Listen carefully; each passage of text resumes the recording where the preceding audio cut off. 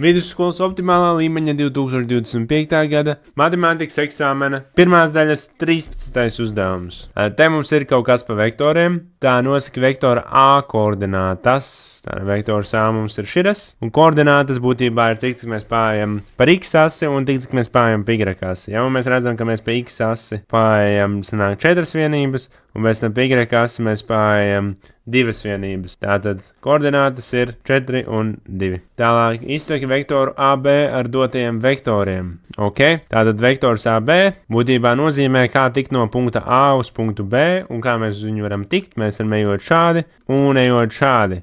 Un tā kā mēs pa vektoru C aizgājām pretējā virzienā, tad mums jāraksta mīnus C. Un tā kā pa vektoru A mēs arī aizgājām pretējā virzienā, tad mums arī jāraksta ar mīnusām. Okay?